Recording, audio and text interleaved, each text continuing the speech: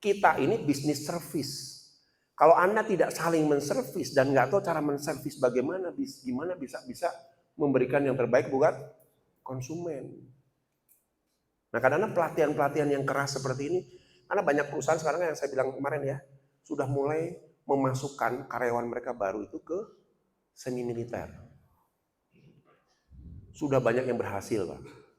Yang baru-baru, yang baru fresh tuh ya. Masuk dulu militer sebulan. Oh, di Bandung tuh ada, di Lembang tuh ya. Itu khusus tuh ya.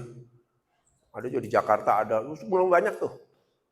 Yang masukin militer dulu, tapi kalau saya setuju. Karena dalam sisi militer itu kita mengenolkan. Ya, orang akan mulai mudah dimasuki, di brainwash, di doktrin pada saat apa?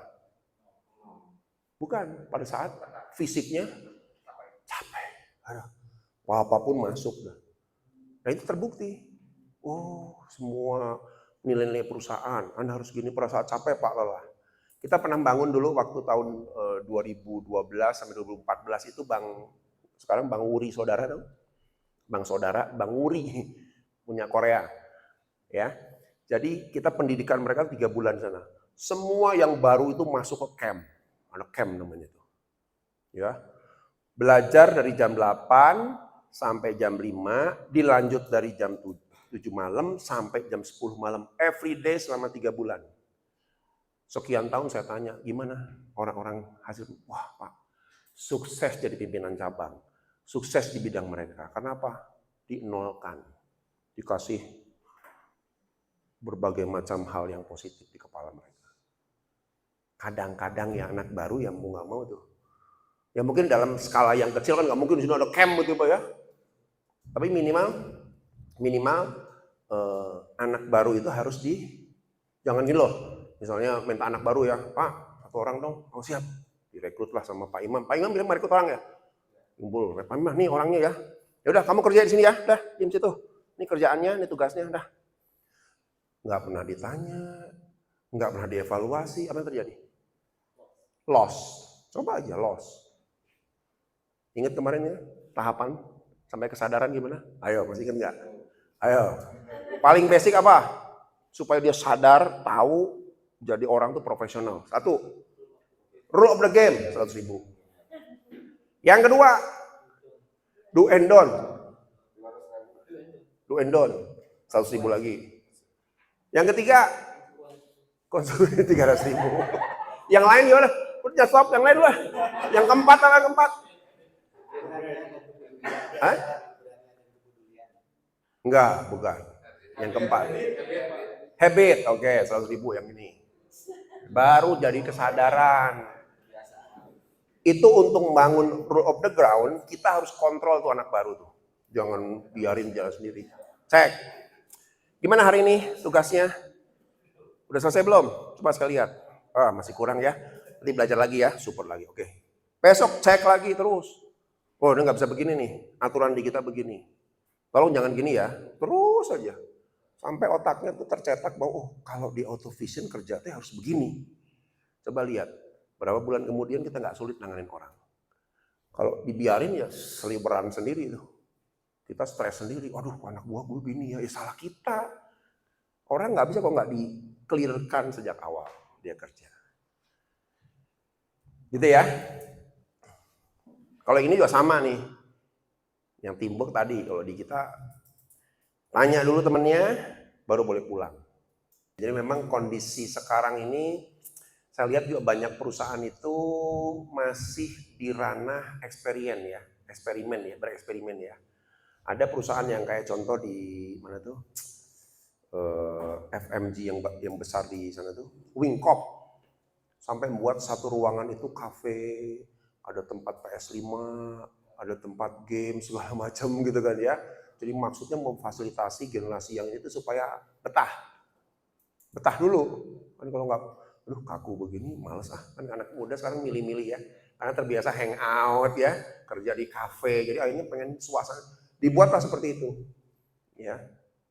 Kalau ditanya apa berhasil, HRD-nya masih bingung tuh, karena akhirnya orang pada main PS, bukannya kerja, ini jadi salah kaprah lagi nih salah. Jadi masih banyak experience penelitian lakukan harusnya sih bagaimana, gitu kan ya.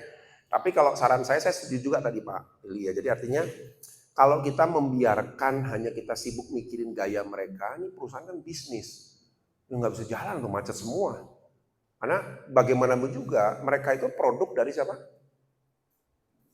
Orang-orang yang masuk generasi baru ini produk dari sekolahan, produk dari orang tuanya. Nah, orang tuanya juga mungkin salah kali ya. Kan kalau Renat Kasali bilang apa? Parent strawberry. Kan ada strawberry generation, orang-orang baru yang lembek-lembek tuh ya. Karena apa mereka jadi begitu? Salah satunya karena parentnya juga salah. Makanya guru-guru di sekolah pada takut loh sekarang. Zaman kita guru keplak. Saya pernah digampar guru SMA tuh.